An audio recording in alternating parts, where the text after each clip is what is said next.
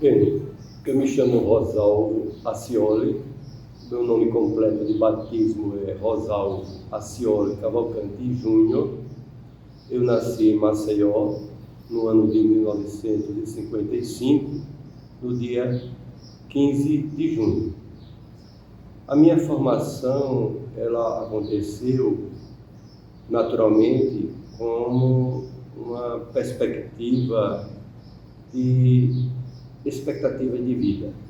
Então, eu fiz, na época, primário, ginásio, científico, e depois eu fiz uma escolha de iniciar a minha atividade de estudante universitário em psicologia. Eu fiz o concurso vestibular, fui aprovado, eu fiz 3 períodos do curso de psicologia, e depois, por razões de trabalho, porque não havia condições de eu estudar e de trabalhar, eu decidi fazer o curso de Direito à noite no Centro de Estudos Superiores de Maceió, onde também eu estava cursando Psicologia. Concluí o curso e continuei trabalhando. Então, na minha atividade profissional, eu exerço a função de administrador, assessor de administração, naturalmente, na Secretaria de Estado da Saúde, onde eu trabalho até o momento.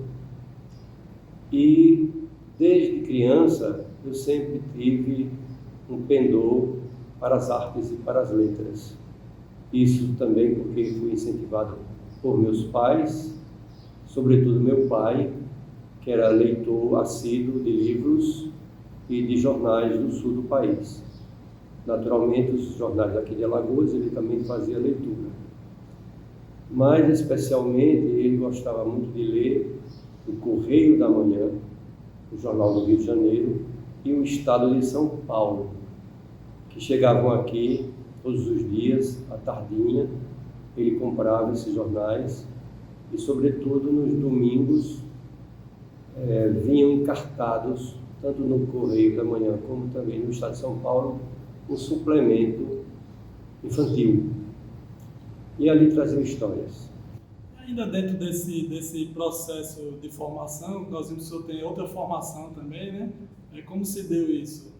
Veio no meio esse incentivo, por esse gosto do seu pai? Houve algum fator que o levou também à próxima formação? Ou foi algo assim natural? Bem, ela tem a ver também com esse passado de incentivo do meu pai. Meu pai, por gostar de ler e de também escrever, ele escrevia crônicas, publicou crônicas no Jornal de Alagoas, na Gazeta de Alagoas, isso na década de 1940 e 1950.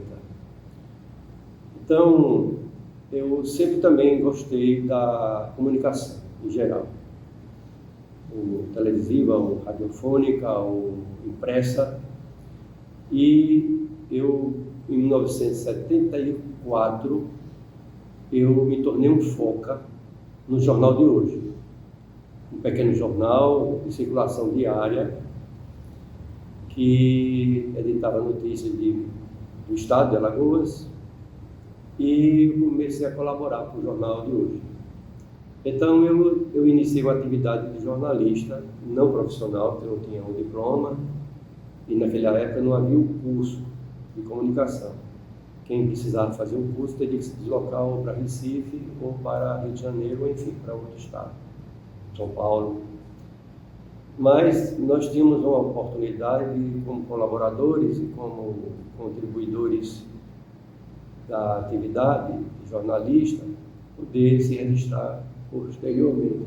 Existia uma lei que estabelecia que o jornal, contratando a pessoa que estava trabalhando na atividade, ou como diagramador, ou como repórter, como fotógrafo, existia uma lei federal que a pessoa tendo a carteira assinada por um ano, ela se qualificaria para ser registrada na Delegacia Regional do Trabalho. Isso com aval do jornal, naturalmente com aval do Ministério do Trabalho. Enfim, então eu consegui no ano de 1980, por volta dessa década de 1980, melhor dizendo, um registro provisório de jornalista, mas na atividade cultural. Uma vez que eu fazia essas colaborações, eu também trabalhei no Jornal de Hoje, no Jornal de Alagoas, como colaborador, com matérias, reportagens, entrevistas. No Jornal de Hoje também, eu cheguei a ser diagramador pelo período de 3 meses, mas eu desisti daquela possibilidade de ser contratado pelo jornal, porque eu tinha outras perspectivas na minha vida. Então eu colaborei sempre nessa área jornalística, e aí mais tarde, isso muitos anos depois, na década de 2000, eu decidi fazer a minha inscrição no DAA, por equivalência, que havia essa possibilidade de fazer por equivalência nesse tempo. Quem tem um curso superior podia pleitear um outro curso por equivalência. Então eu vim me inscrever no DAA para cursar Comunicação Social. E assim aconteceu, eu fiz a prova, fui aprovado e vim fazer um curso de jornalismo, Comunicação Social, jornalismo, e me formei aqui na Universidade Federal de Alagoas. Isso, creio que foi 2000, 2001, 2002, nesse período que eu estudei. E fiz em 2 anos, por quê? Porque eu já tinha uma disciplina, um currículo, né, que já me favorecia. Então, várias matérias que foram aproveitadas, inclusive da época eu estudei psicologia, tiveram várias matérias que então eu fiz aquelas específicas, obrigatórias, cumpri com todas as determinações do curso e me formei. E nesse tempo já produzia literatura, né? Já escrevia, desde 1974 eu já escrevia crônica, conto, poesia e publicava no jornal. Então, inicialmente o senhor não tinha uma formação ligada a uma produção literária, como o senhor mencionou. Eu queria que o senhor falasse um pouco do livro do senhor, que é o livro Sonhos Imaginários, que foi o primeiro livro de literatura que o senhor publicou, e também foi um livro que ganhou prêmios, e queria que o senhor falasse um pouquinho sobre esse livro, como que ele se desenvolveu, como que surgiu a ideia da organização desse livro. E se o senhor puder, aproveitando, como se deu essa espécie de troca, já que o senhor também já fazia entrevistas, publicações e etc., como já foi citado, como se deu essa entrada assim no mundo,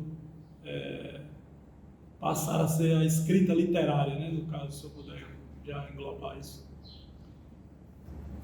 Esse mundo de artes, de cultura em geral, ele é muito motivador. Então, assim, eu já jovem conhecia outras pessoas que se dedicavam às atividades artísticas e literárias, e as amizades foram surgindo, e naturalmente a gente começa a produzir alguma coisa. Como eu estava já atuando no jornalismo, ainda que fosse de uma maneira assim provisória, não tão intensa, né, como deveria ser, porque eu não busquei a profissionalização naquele tempo, mas eu ia criando meus textos, eu escrevia crônicas, contos, entrevistas, publicava algumas coisas que eu publiquei. E em relação ao meu primeiro livro, ele é fruto de um processo de reflexões, necessariamente, porque o ato de escrever, ele é uma atividade, o ato de escrever, ele demanda uma seriedade para o meu entendimento. Então, assim, há que ter um rigor, tem que haver da parte da pessoa que escreve uma preocupação, um cuidado no que vai fazer, no que vai produzir. Porque a temática ela é diversa. Em relação à poesia, a temática é diversa. Eu posso falar sobre a vida, sobre a morte, sobre a árvore, sobre o mar, sobre a morte. Então, é uma temática abrangente, imensa de temas, de assuntos, ideias, que todo autor poeta, pode refletir. E para construir esse livro, quando eu falo em construir, no sentido de processo de construção, com a preocupação de ter crítica no que eu estou fazendo, sobretudo autocrítica, porque eu compreendi logo no início, por fazer leituras também de autores brasileiros e estrangeiros, são vários que eu fiz, observando a qualidade desses autores. Então eu poderia citar aqui Jorge de Lima, para falar dos alagoanos, Jorge de Lima, Ledo Ivo, vários outros, na hora me foge assim, e naturalmente são poetas, né? Já que eu adentrei pela publicação do meu livro de poesia, essa preocupação de buscar fazer o melhor. Quando o senhor mencionou a palavra construção, foi uma das curiosidades que eu tinha exatamente de lhe perguntar sobre isso, porque muito se discute sobre o conceito da arte, né? Depois da entrada do romantismo, aquela ideia da inspiração, e eu propriamente enxergo essa arte como uma construção mesmo, esse cuidado que você mencionou. Eu queria que você trouxesse assim uma visão panorâmica de como você pensa a arte como construção. Se você enxerga assim, ou se essa visão do romantismo, daquela inspiração momentânea, ou se é uma união das duas coisas, como é que você enxerga esse processo? Eu vejo uma diversidade de contextos para explicar isso. É como se eu tivesse um leque, e abrindo o leque existem várias perspectivas, naturalmente. Então, por exemplo, alguém que começa a pensar em ser um escritor, ele tem que ter uma primeira compreensão. Então, escrever poesia, ou seja, qualquer outro gênero, não é juntar palavras, simplesmente juntar palavras. Então, na poesia tem muita gente, muitas pessoas que acreditam que juntando palavras elas estão produzindo um poema. E necessariamente não é isso, não é juntar palavras. Há vários aspectos estéticos, literários, que devem ser observados. Muito se diz que assim, é um dom, a pessoa nasceu para isso, já nasceu poeta. Eu discordo completamente. Ninguém nasce para ser poeta, ninguém nasce para ser artista. Ele se forma. Eu vejo isso como um processo de formação. Então, eu me formei e continuo minha formação. Eu consegui, através das minhas atividades artísticas, literárias, porque também não deixa de ter o enfoque da arte, né? Nesse processo, a arte de pensar, a arte de refletir, também é arte de pensar e refletir aquilo que a gente está pensando, e fazer, e produzir, e dizer. E se eu tenho algo a dizer, eu tenho que buscar dizer de algo diferente. Algo diferente. Isso já foi dito por alguém, mas eu posso dizer algo que seja diferente daquilo que foi dito por outro. Então tem a minha perspectiva, a minha visão, naquela ideia, naquele sentimento, naturalmente. Então, assim, há uma conjunção de fatores, né? Então, tanto posso ter um aspecto romântico na minha obra, não necessariamente de ser daquele período, mas eu tenho um pouco do antigo, eu tenho um pouco do moderno, ou, enfim, eu tenho um conjunto de fatores que me predispõem a ter uma ideia sobre o que seja a literatura e me impulsiona a escrever, mas sempre refletindo, né, com autocrítica, aquilo que eu estou fazendo. Eu queria que o senhor falasse um pouco sobre o segundo livro, intitulado Maceió, de 87. Queria que o senhor falasse um pouco sobre a inspiração para a produção desse livro, como que se deu. Sim, então, antes eu gostaria de fazer um pequeno esclarecimento sobre o livro anterior, que Sonhos Imaginários. Então, Sonhos Imaginários é um conjunto de poemas que eu vim escrevendo há muito tempo. isso mais ou menos na década de 70. Alguma coisa vem da década de 60, alguns poemas que são embriões, são ideias de vivências. Eu poderia citar aqui pelo menos um caso que eu acho que é muito interessante.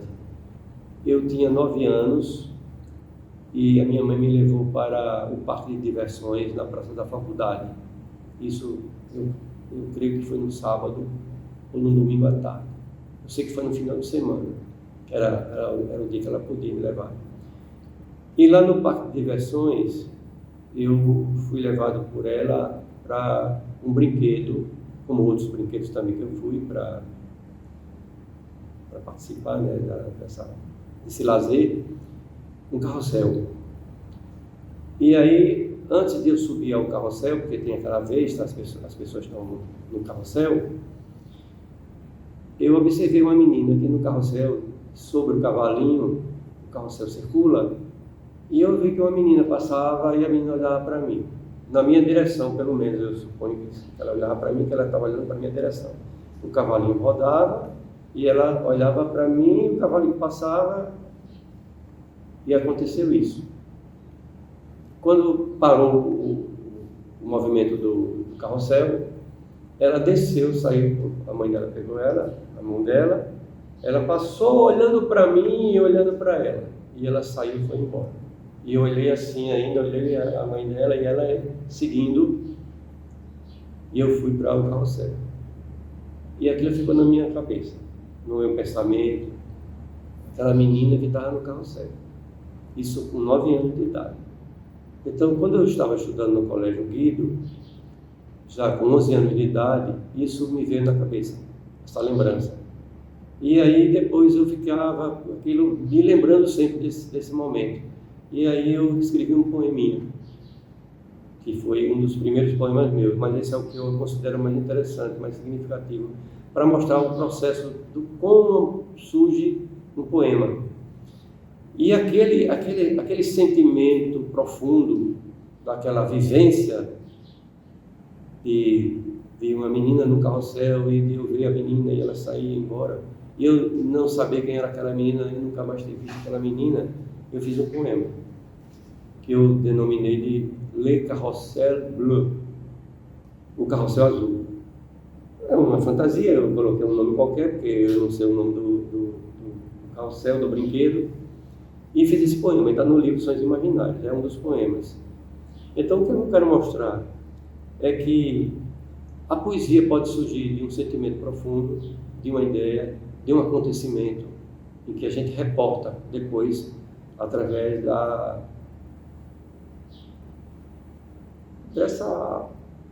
desse processo de construção, né? Construção.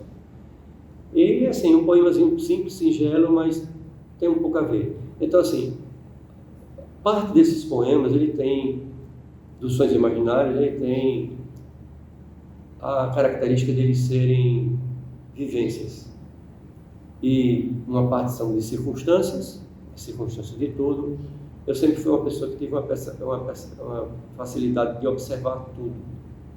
Tudo que eu observo, tudo aquilo que me toca, se não vier de imediato, vai surgir depois. Ele se repercutirá muito depois.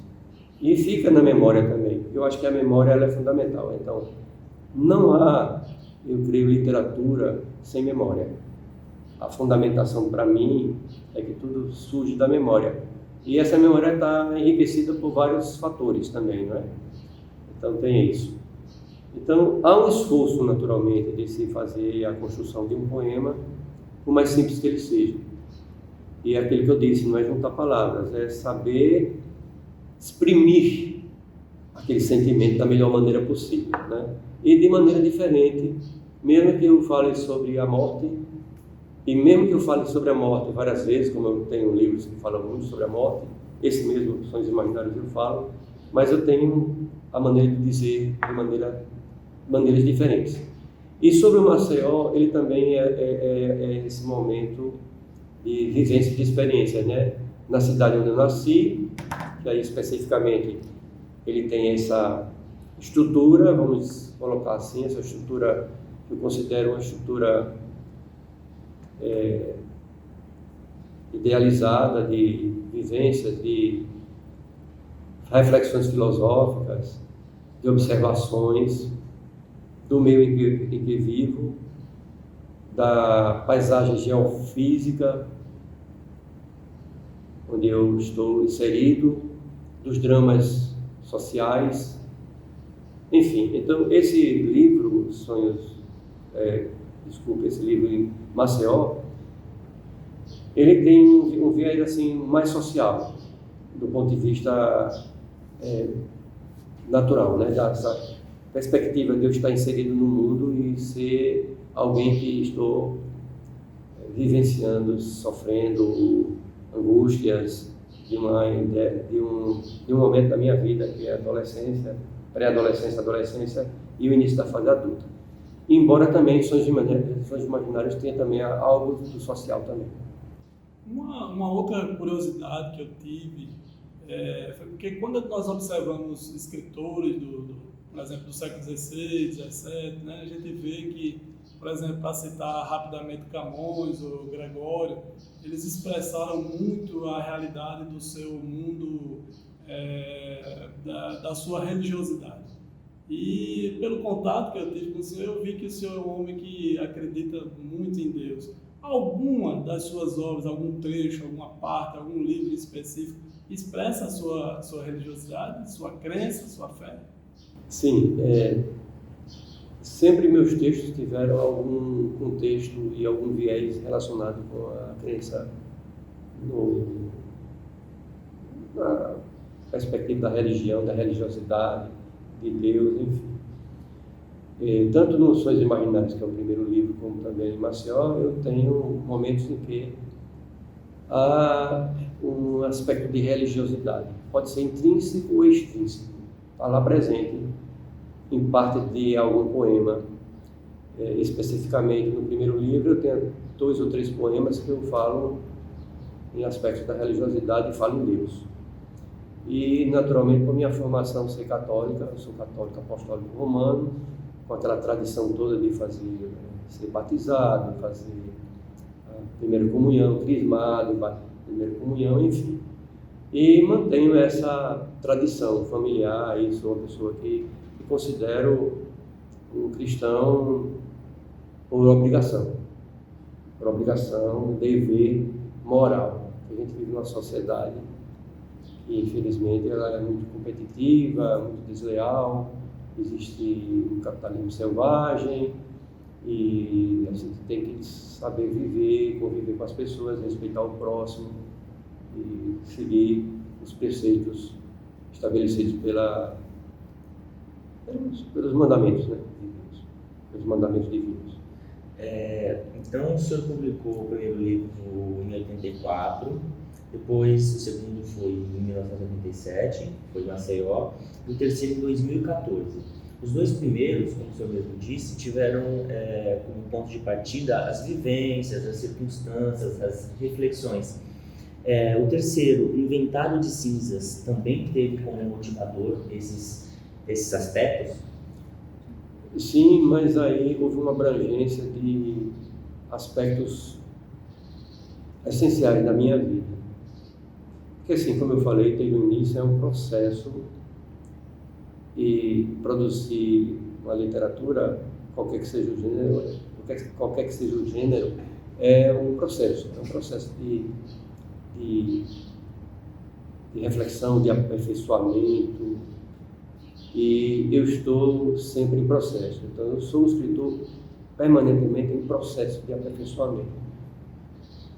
E, naturalmente, eu gostaria de falar até que aquele primeiro livro, Sonhos Imaginários, para minha surpresa, ele foi indicado para o prêmio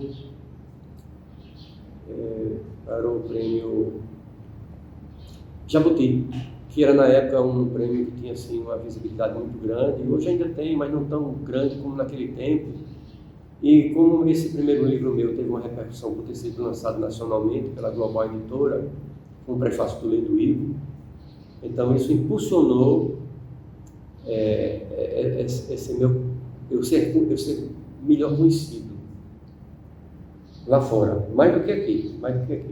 eu tenho meus contatos aqui, naturalmente, então esse livro teve uma importância para mim do ponto de vista de que eu fui, pela primeira vez, assim, conhecido, reconhecido como alguém que é um interessado em fazer literatura, em produzir poesia, enfim. Mas a dimensão foi muito grande lá nacionalmente. Então eu tive, desta parte, vários autores renomados, tanto da Academia Brasileira de Letras, como de academias de São Paulo, da Paulista, do Ceará, e outras regiões também do país, que se manifestaram. Necessariamente não acadêmicos, não precisa ser acadêmico, nem de ser da Academia de Letras, nem da Academia Universitária. Mas assim, escritores que tinham já uma tradição, um renome nacional. Então, assim, para citar assim, modestamente, assim, eu tive o privilégio de ter depoimentos de incentivo, eu considero que são depoimentos de incentivo, de João Cabral de Melo Neto, eu tive também do Ferreira Goulart, e eu tenho esses comprovantes dessas manifestações dele. Um crítico importante na época que escrevia para o Jornal de Letras, que era um jornal importantíssimo, que não existe mais, infelizmente, que circulava aqui no Brasil e no exterior, ia para Portugal, Jornal de Letras. Um crítico que escreveu sobre o meu livro, Sonhos Imaginários, com destaque nesse Jornal de Letras, colocando ele como um dos mais importantes, lançado no ano de 1984. E eu não recordo agora o nome do autor, mas eu digo já que são tantos nomes na minha cabeça, e eu tenho que ele residia em Botafogo, e assim, simplesmente surgiram essas opiniões. E Reinaldo Bairão, eu me lembrei agora do nome dele. Reinaldo Bairão, um crítico renomadíssimo, e ele se manifestou. Então, tantos outros, José Paulo Paes, de São Paulo. Então, assim, houve um impacto para mim. Mas isso não me subiu a cabeça, não. De forma nenhuma, não me subiu a cabeça. Eu mantive a minha seriedade, buscando fazer aquilo que eu realmente precisava fazer, sabendo também que eu tenho que aperfeiçoar, porque eu tenho que aperfeiçoar permanentemente. E no segundo livro, esse de Maceió, foi assim, um dos livros que agradaram o João Cabral de Melo Neto, porque o João Cabral, ele sempre foi assim, muito cerebral, tudo na obra dele é cerebral, né? Então ele disse a mim, no encontro que eu tive com ele, eu tive o privilégio de ele me convidar para ir à residência dele, um apartamento lá na Praia do Flamengo. Eu tive 3 encontros com ele. E no segundo encontro, ele me falou que ele preferia muito esse livro do Maceió, porque ele tinha assim, uma característica social, e sabe, tinha algo que agradou ele e ele me considerava assim. E agora, para falar sobre esse Inventário de Cinzas, ele é assim, é a redimensão de todo esse processo de busca de melhorar a minha produção. Eu sempre digo, eu sou um escritor, um poeta em formação. Eu estarei sempre em formação, até quando eu transcender. Eu não digo que morro, eu transcendo. Um dia eu transcenderei. E esse é um processo. E aí vem um outro momento que é assim, de reflexões filosóficas.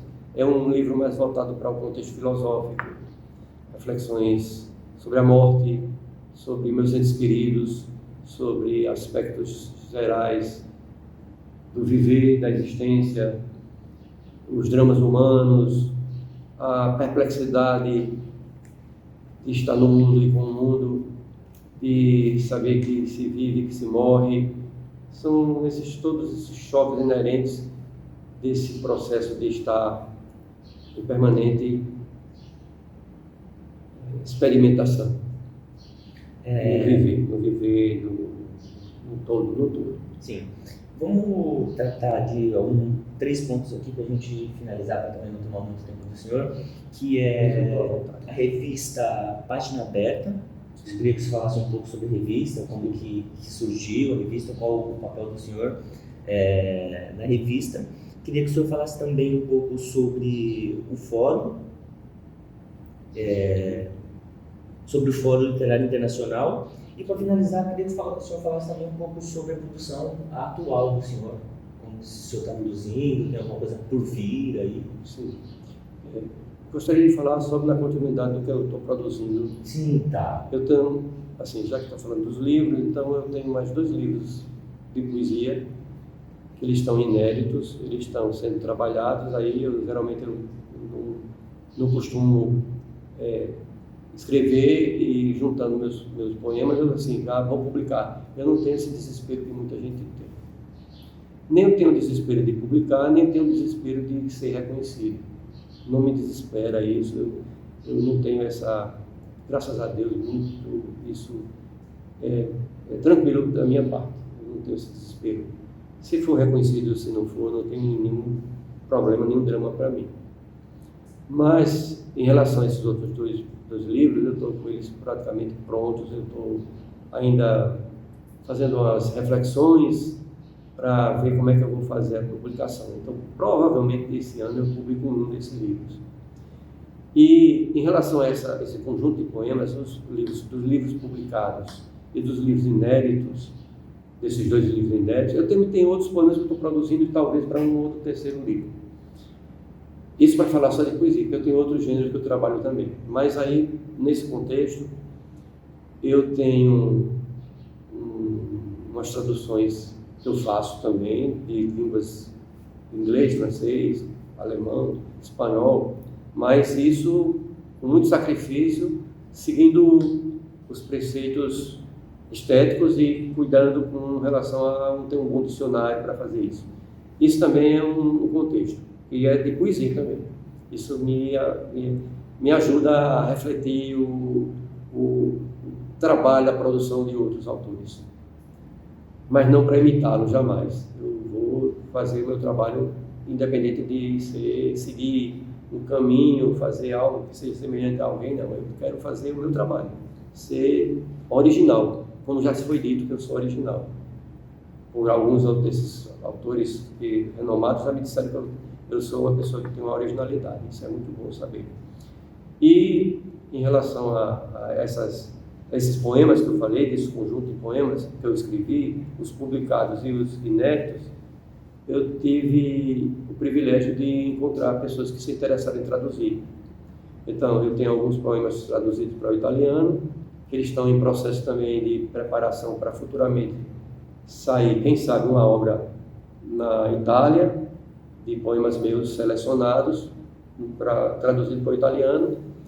Eu já tenho 86 poemas meus traduzidos para o alemão, por um tradutor alemão chamado Dietmar Saarberg, que é um alemão que reside em Frankfurt, se não me engano é Frankfurt, e ele se interessou pelos meus poemas e manteve contato comigo, e eu pedi os poemas, eu fui mandando, e aí esses poemas estão sendo preparados para uma possível obra para ser publicada lá na Alemanha.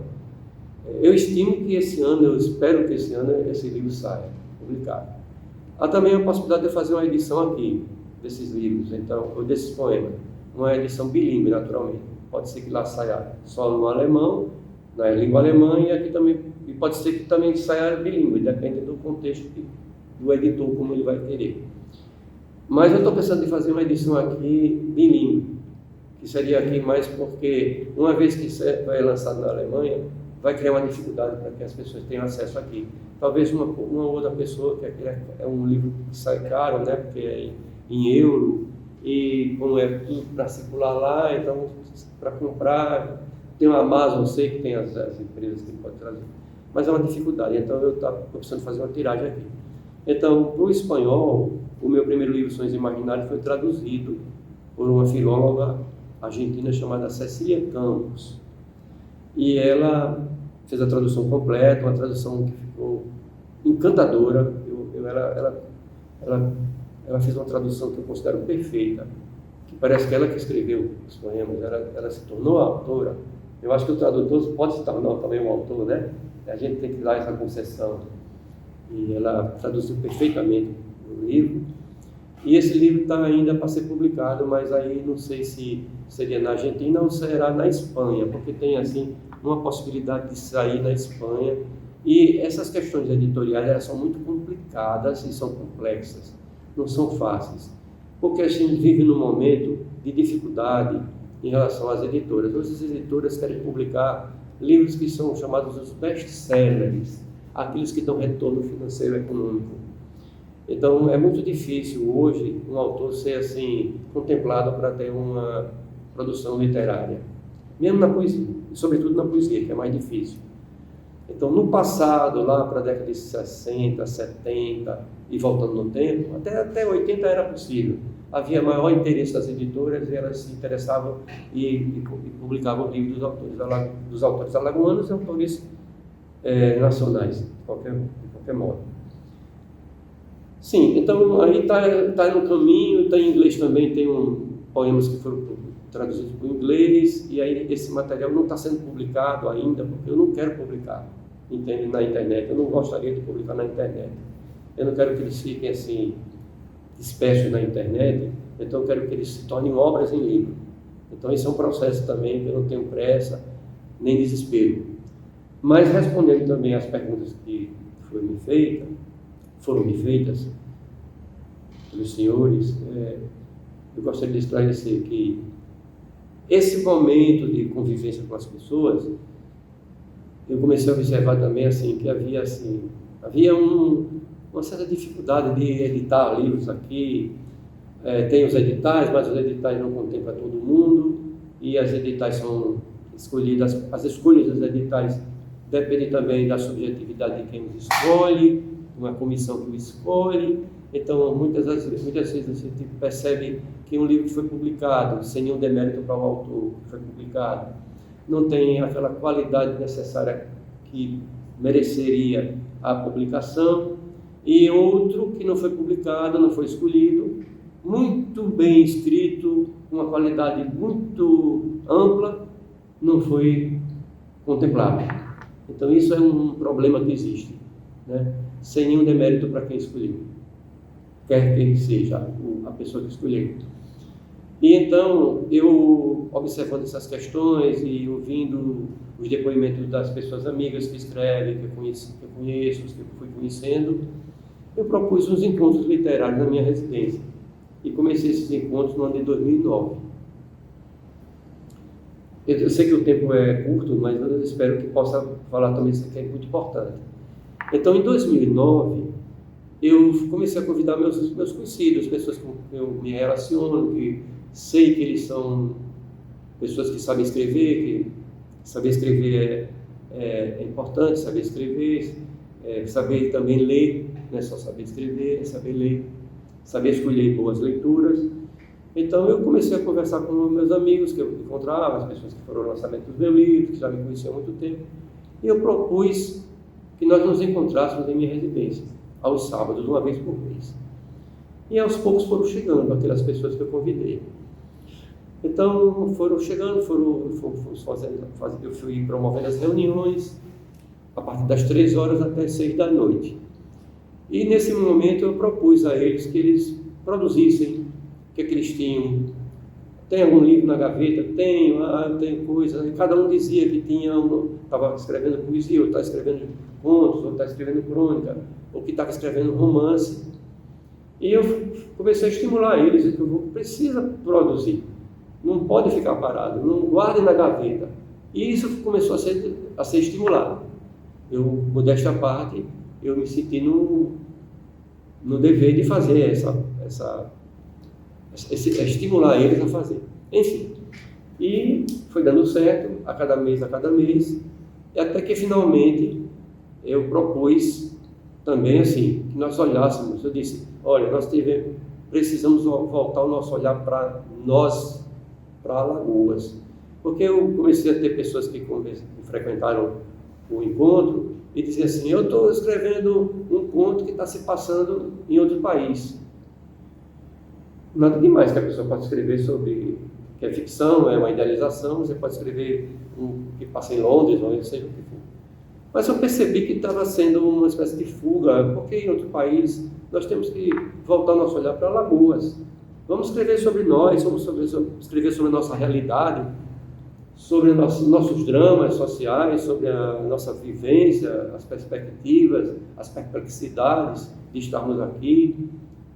E do contexto geral de tudo, de política, de economia, de tudo, que tudo cabe numa literatura, e memorialística, tudo isso. Então eu fui incentivando, e houve as adesões, ainda bem que houve as adesões. E aí quando foram vindo, cada um chegou, aí trouxe um, aí teve pessoas que trouxeram, teve uma senhora que é médica que trouxe um livro, que eu não recordo agora o nome dela no momento, ela trouxe ela disse, estou escrevendo um romance, que ela tinha escrito um romance, e o romance dela considero assim, com todo respeito a ela, algo descartável. Ela fez, não tem uma qualidade, no meu modo de entender, não tem qualidade literária. Foram apenas escritos. E aí propus, e ela chegou depois com uma ideia que estava escrevendo um romance, me mostrou um capítulo, teve um momento de leitura desse capítulo lá, e ela foi, depois concluiu esse livro e publicou esse livro. Só que eu não recebi esse livro ainda, ela disse que ia me ofertar, ou eu compro, eu disse ela que adquiro, que se passa em União dos Palmares na década de 1950. Toda a ideia do romance, ela voltou no passado e escreveu lá sobre União dos Palmares, um momento da vida dela, da infância. Disse, vocês podem voltar na sua infância, na sua adolescência, e no período da sua maturidade, e ver o que passou, e você escrever uma ficção sobre aquele momento, enfim. Então, tudo isso foi fomentando. Então, Arnaldo Paiva, que é um escritor que escreve contos, escreveu um romance também, e publicou agora recentemente, que é sobre a história da bisavó dele também, isso foi fruto desse incentivo, e tantos outros que foram escrevendo. E eu propus a criação de uma coleção chamada Memorial, que era para nós editarmos nossos livros, nós que estávamos ali nos reunindo. Eu propus isso e eles aceitaram. Então, assim, qual é a ideia que eu coloquei? Todo mês, nós, quando estivermos nos reunindo, nós contribuímos com R$70. É um valor bem simples, acessível. A princípio pensei em 100, mas eu disse, não, R$70. Então, todos concordaram. Então, fomos 11 que concordaram e nos associamos nesse processo de fazer produção dos nossos livros. Então, à medida que se conseguia o valor de R$3.000, desse montante de R$70, então a gente escolhia uma pessoa que tivesse já com o livro pronto, ou por sorteio, ou por escolha, que depois se decidiu que não por sorteio, mas por escolha, e nós fomos fazendo essa produção de livros. A cada montante de 3.000, fazíamos um livro com 300 exemplares, com limite de 80 páginas. Se o limite já ultrapassasse, a pessoa contribuía com o excedente, pagando na gráfica para fazer. Então eu fechei um acordo com a Grafimax, que é importante, eu falei com o dono, ele aceitou que fizéssemos 300 exemplares, a tiragem de 300 exemplares no valor de R$3.000. Foi um acordão, um pacotão que a gente fez. A diagramação foi feita pelo Carlos Fabiano, fizemos também um acordo com ele. Ele diagramou todos os livros e o último está sendo diagramado agora, que é do Carlos Alberto Moliterno, filho do Carlos Moliterno, que é um livro de memórias, de diário, etc. Enfim, então esse é um processo. Aí daí surge também a ideia de fazer a revista Página Pé. Em 2010, então eu também conclamo todos eles que estão nos reunindo. Eu disse, olha, eu estou aqui trabalhando num projeto. Primeiro trabalhei em segredo, porque assim, nem tudo a gente pode falar, porque assim, eu tenho que falar isso porque é necessário. Infelizmente, em todo meio existe assim, ladrões de ideias, ladrões de projetos. E eu estou muito impactado porque eu já vivenciei no meu tempo de vida e ladrões de textos também.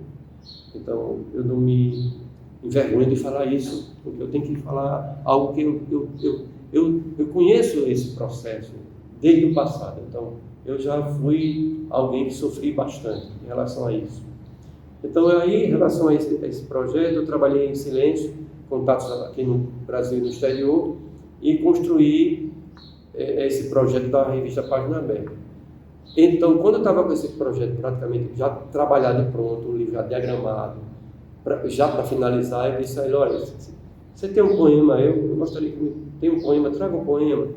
Então, aí eu me forneceu um poema, teve um jovem aqui, que eu não recordo agora o nome, que fazia comunicação social, ele me entregou um conto, que eu gostei do conto, e foi publicado na revista. Então, saíram 3 números, todos os 3 números da revista Página Aberta, eles são com textos inéditos, nunca publicados pela primeira vez na revista Página Aberta, e o objetivo desse foi esse. Foi feita uma tiragem de 500 exemplares e foram distribuídos essas revistas. Não foram vendidos, foram distribuídos gratuitamente. Então eu tenho lá só de arquivo. Mas se eu tiver condições, eu vou trazer aqui para abastecer aqui. Eu não sei se aqui teria, provavelmente aí deve ter essas 3 páginas, esses 3 números. E não prosseguiu por conta de situação, recursos financeiros, porque era para sair no 4º número, eu estou com o 4º número praticamente pronto, lá está guardado. Só que houve uma situação adversa que vem de fora para dentro, externa, uma situação externa. Porque assim, o que a gente produz e não busca, a gente produz e busca fazer o melhor, aquilo que a gente quer fazer. Mas assim, tem gente que não produz e se incomoda com o que a gente produz. Isso também eu gostaria de deixar claro na minha vivência. Então, eu produzo sem pensar em prejudicar ninguém, eu quero agregar pessoas, eu quero trazer as pessoas para um ambiente saudável, mas infelizmente, assim, eu estou produzindo, mas tem gente se incomodando porque eu estou produzindo. Não produz e se incomoda porque eu produzo. Então, é esse o contexto dessa realidade de ser um escritor, como qualquer outra atividade, né, que incomoda. Então, foram feitas essas 3 exemplares, foi bem sucedido, repercussão satisfatória das revistas, modéstia à parte, e aí também surge, no momento que eu estou fazendo a produção da revista, a ideia de fazer um fórum literário. Eu disse, poxa, é tão necessário fazer, assim, vamos motivar as pessoas aqui, porque a academia realiza, quando eu falo academia, naturalmente eu estou querendo falar da universidade. A universidade realiza, mas nem sempre a universidade realiza e tem, assim, uma contextualização mais dos profissionais, que são professores também, aquele contexto que é compreensível, que vem mais dos professores das universidades e tudo. E, naturalmente, tem os escritores que também são convidados. Tudo bem, eu entendo tudo isso. Mas eu pensei, eu queria trazer algo que fosse um pouco diferente, eu tentar conseguir trazer alguns nomes que são renomados aqui no Brasil e fora do Brasil. Seria melhor, sem nenhum demérito para ninguém, nada. E aí fiz com muito sacrifício, consegui fazer o primeiro fórum. E se eu não estiver enganado, assim, que já foi em 2011 que eu realizei, com muito sacrifício, foi muito sacrifício. Eu busquei parcerias nas instituições, mas não tive condições de obter. Eu não fui, infelizmente, lamento, não tive assim o respaldo que eu esperava ter, não tive, porque razões eu não sei, desconheço, mas não tive, mas eu realizei, e foi na associação comercial, lá no ambiente Perandá, no auditório. Foram 138 pessoas, inclusive alunos daqui da faculdade, de letras e alguns, pouquíssimos, mas alguns, e professores da universidade, das escolas públicas, e tinham os escritores, alguns, enfim. Eu trouxe Antônio Carlos Sequim, que é um ensaísta de alta qualificação, integra a Academia Brasileira de Letras. Eu trouxe José Castelo, que é um crítico renomadíssimo, que reside no Paraná. Ele aceitou o meu convite. Assim, foram muito susceptíveis, confiaram e vieram. Eu trouxe André Ragusa, um crítico e estudioso da literatura italiana e tradutor, que é professor da universidade, era professor da universidade, não, era aluno, era mestre e com doutorado na Universidade de Lisboa. hoje era professor na Universidade de Torino. E, enfim, então veio ele também, veio uma escritora argentina que eu admiro profundamente, porque ela faz uma literatura de alta qualidade, é Liliana Erck, é uma escritora renomada, com traduções em vários países dos Estados Unidos, no leste europeu, muito bem traduzida, muito reconhecida. Ela veio também. Eu trouxe também um escritor de Minas Gerais, que me perdoe agora, não estou lembrando o nome dele. Enfim, eu trouxe esses autores, foram 4 autores brasileiros e 2 estrangeiros no primeiro fórum. E o segundo fórum foi em 2013, ia ser também no mesmo local, na Associação Comercial, mas aí surgiu um encontro que eu tive com um ex-reitor, que agora me falhou o nome, que eu me encontrei com ele num evento, e eu falando sobre ele, disse, meu Deus, traga para a Bienal. E ele pediu para eu vir aqui, ele me recebeu no gabinete dele, eu não recordo o nome agora dele, desculpe, mas aí ele me recebeu no gabinete, olha, o que é que você quer para ser parceiro, vamos fazer a parceria. Eu estava com tudo certo lá na Associação Comercial, e já tinha as passagens aéreas todas adquiridas, todas. Uma eu comprei, um colega meu ajudou, Arnaldo Paiva comprou uma passagem, eu comprei outra, dos estrangeiros. E dos nacionais eu tive um encontro, eu fiz uma reunião com o Sebrae apoiou o primeiro evento com as passagens e o segundo também, para esse fórum, o segundo. E aí o Eurico Lobo, o reitor foi o Eurico Lobo. E o Eurico disse, olha, eu só posso lhe oferecer o seguinte, se você aceitar, eu não posso oferecer nenhuma passagem, não, as passagens eu tenho. Eu só ofereço a hospedagem, mas aí traga para mim dentro da Bienal, para ser feito na Bienal. E mudar a data, porque eu ia fazer em agosto, e a Bienal era em setembro.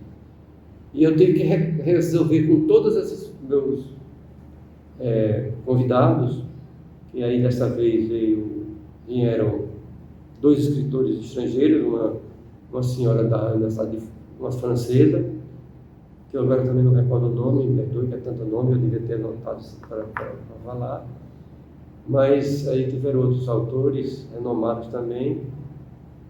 Sim, teve da Bulgária o Rumen Stoyanov, um búlgaro que correspondeu com o Carlos Drummond de Andrade, tem livro publicado das cartas dele com o Drummond, o Rumen Stoyanov. O Rumen Stoyanov traduziu também vários poemas meus, e para o búlgaro, dos livros autores, dos livros publicados dos inéditos, ele publicou lá na Bulgária. E aí trouxe o Rumen, trouxe o Rumen Stoyanov, eu trouxe mais quem, meu Deus, que agora está me falhando a memória. Enfim, trouxe 4 autores brasileiros. Eu trouxe o Gilberto, um jovem ensaísta de alta qualificação, doutor Gilberto Araújo. Eu trouxe também um outro escritor da Academia Brasileira de Letras, que agora estou me falando na memória. Enfim, eu trouxe um conjunto de autores muito bons. E foi feito lá na Bienal.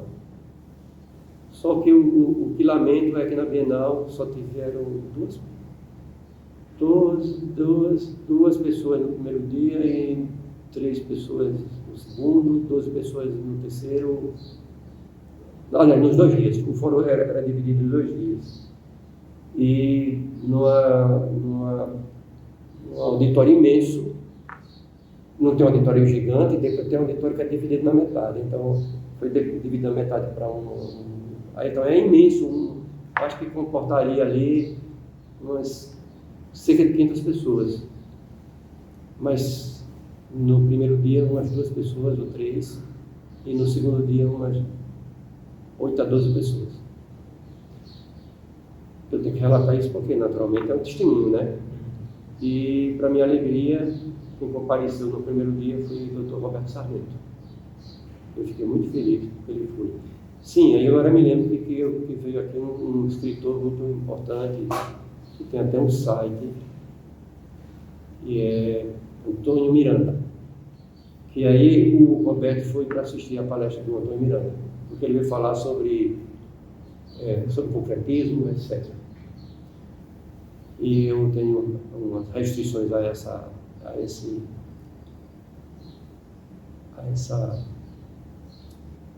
corrente, né? Eu acho que eles estão mais vinculados para as artes visuais do que para a poesia mesmo. Entendeu? Porque eu volto para aquela questão, juntar palavra não é fazer poesia. Enfim. Rosalvo, a gente queria agradecer a sua presença aqui, compartilhar toda a sua história, sua produção, seu conhecimento com a gente. A gente queria que você também, se desejar, deixar uma mensagem para os novos escritores alagoanos que estão com esse desejo de produzir seus livros. Queria que você deixasse uma mensagem para eles. Eu gostaria muito que tanto os que cursam, os estudantes, os que cursam a literatura, enfim, letras, enfim, e que também desejam produzir, ou que já produzem,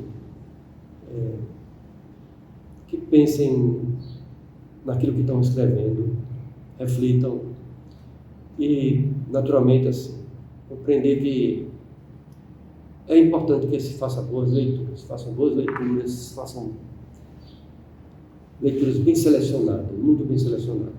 Não importa que sejam autores estrangeiros, ou nacionais, ou alagoanos, mas é importante que se leia os alagoanos. Eu considero que é muito importante.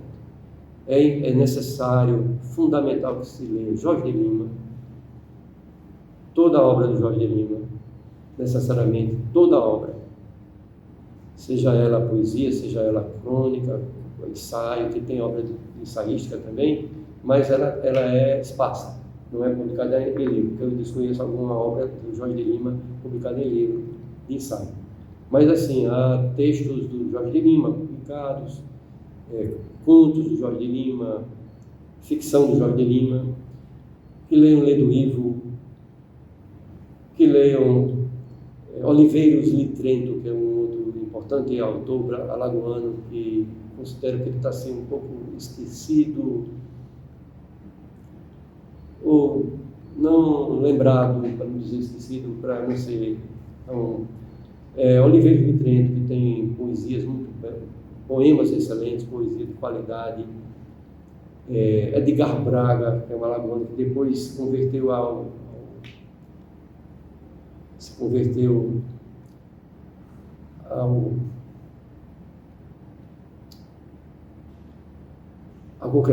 É até difícil de falar sobre concretismo, me perdoe, porque assim, eu sou avesso completamente a concretismo, sabe? Eu tenho minhas convicções plenas, estéticas e literárias para contestar plenamente e com fundamento absoluto o concretismo. E eu considero que também outros autores alagoanos, os autores que estão aí pontificando na geração atual, eu falei já do Ledo Ivo, né? Já li.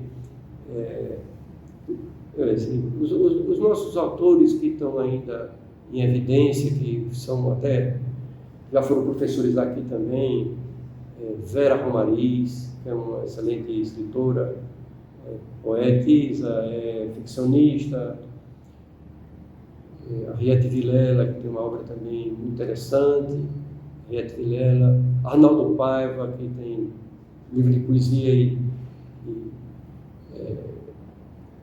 Rostand Laverly, que é um excelente colunista, uma obra publicada também, Rostand Laverly, tantos outros nomes, são todos, porque assim, se eu for citar, depois aquela pessoa que não foi citada se queixa, né? Mas eu espero que todos compreendam que todos que são autores que escrevem bem, que são bons autores, que se interessam pela literatura, que sabe da importância de escrever bem, estão contemplados aqui por mim, embora não possa lembrar todos agora no momento, mas é muito importante que se leia os autores alagoanos, os que já faleceram, os que estão vivos atualmente, e façam as escolhas. E naturalmente, o leitor é o melhor crítico, é o leitor, sempre será o leitor, né? Naturalmente. Eu acho que o leitor é quem faz com que a obra possa existir. Porque o autor, depois que publicada a obra, o autor não existe mais. A obra só existe porque existe o leitor.